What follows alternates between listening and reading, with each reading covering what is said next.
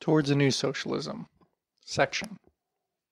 Exchange rates, tourism, and black markets. A phenomenon that could not but strike a visitor from the capitalist world to some socialist countries was the prevalence of a black market in foreign currencies. It may be that foreigners get an exaggerated impression of the significance of this from their very situation as foreigners. But it does seem to be a social evil that at the very least is politically damaging to the reputation of socialism. The black market in currency, as with all black markets, corrodes social values. It creates a subculture of semi-criminal petty capitalists whose outlook conflicts with the socialist ethic. Otherwise honest citizens are drawn into the black market and in the process break the law. When this happens frequently, the prestige of socialist legality suffers. People become accustomed to fraud and hypocrisy and develop cynical attitudes. So a socialist state would be wise to prevent the emergence of a black market in currency. There is no profit to be made by the black marketeer unless the domestic currency is officially overvalued. A black market implies that private citizens are willing to pay more for foreign currency than the state. Why do they want it? In many socialist or ex-socialist countries, there are specialized shops which sell goods only for foreign currencies. In part, these sell souvenirs and luxuries aimed at the tourist trade. The Russian Berezovska shops might sell craft goods and fur coats. These goods may also be available in the ordinary shops, but they will be cheaper in the Berezovska shops. This encourages tourists to spend more hard currency, with the proceeds going to the state treasury. In addition, however, these shops sell a motley collection of mediocre goods imported from capitalist countries, plus a variety of domestically produced consumer goods like washing machines, cars, etc. These goods are unlikely to be bought by tourists, and must be destined for sale to Russian citizens with access to foreign currency. Given an officially overvalued exchange rate, they at once provide the motive for the black marketeer and allow the state to soak up black market holdings of dollars and marks. In order to fleece the tourist, the state conspires with the black marketeers to undermine its own currency. Figure 10.2, Exchange Rate and Revenue.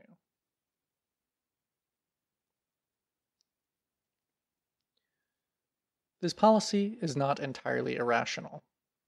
To understand it, we must look at tourist demand curves for luxuries, and for essentials like food and accommodation. They are shown in Figure 10.2. Demand for essentials is relatively inelastic. For example, the number of meals that are eaten is insensitive to the exchange rate. So a high official exchange rate for the ruble, say £1 per ruble rather than 50 pence, will increase the total sterling revenue from the sale of accommodation and food to tourists. The demand for luxuries, on the other hand, is likely to be more elastic, so that a lower priced ruble would bring in more foreign currency. At an exchange rate of 1 ruble to the pound, a tourist might spend £100, while at an exchange rate of 50p to the ruble, she might spend £200. By offering what amounts to 2 exchange rates for different classes of product, the state maximizes its foreign exchange earnings. In the process, it makes a black market profitable.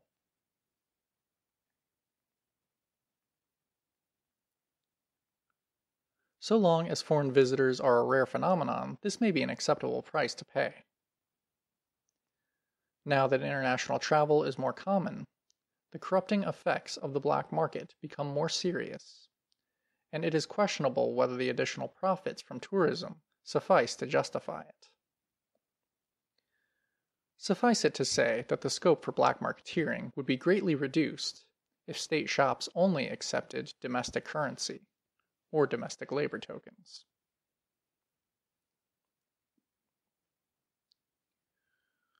Another motivation for citizens acquiring foreign currency is to purchase privately imported goods.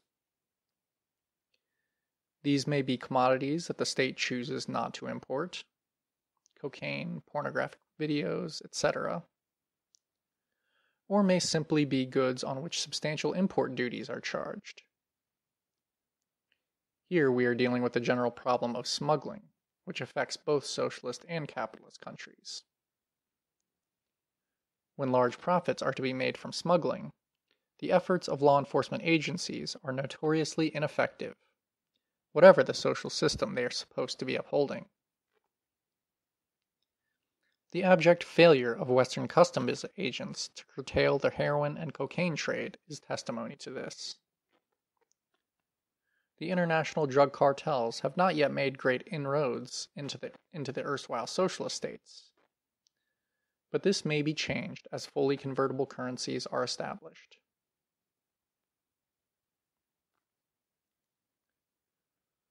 A socialist government coming to power in any of the present-day capitalist countries will have to deal with a situation where deprivation and despair have driven a significant fraction of the population into drug addiction.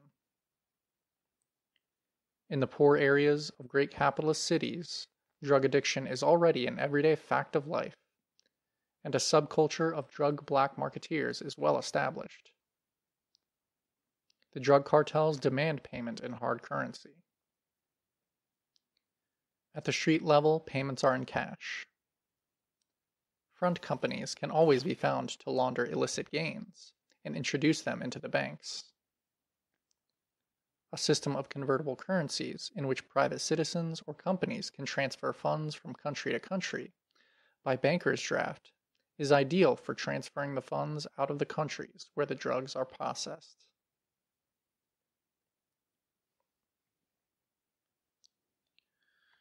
The system of non-transferable labor accounts that we are proposing as a replacement for money would make this sort of black market very difficult. In the absence of cash, how could street deals for drugs be paid for? We should not underestimate the ability of criminals and petty capitalists to devise a new means of payment. The two immediate alternatives to cash are foreign banknotes and gold.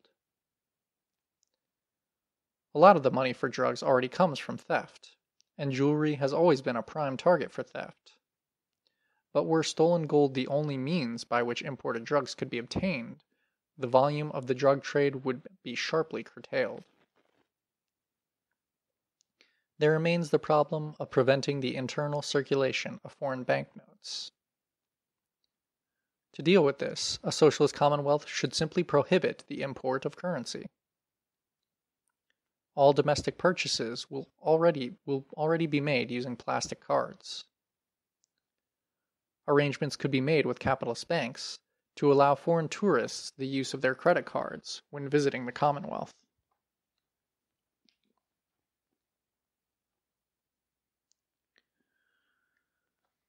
The remaining legitimate reason for citizens of the Commonwealth to want capitalist currency is travel to capitalist states. This demand could be met by allowing citizens to use their labor credit cards when traveling in the capitalist world. A Commonwealth citizen arriving in Tokyo could go to a Japanese bank and use her labor token to obtain yen, her labor card to obtain yen. The procedure would look something like this. 1. Citizen transfers 20 hours of labor credits to the Japanese bank. 2. Bank gives him an equivalent in yen. 3. Electronic record transferred to Commonwealth foreign trade computers, which credit account of Japanese bank with 20 hours of labor. 4. These accounts then used by Japanese bank to finance purchase of Commonwealth exports.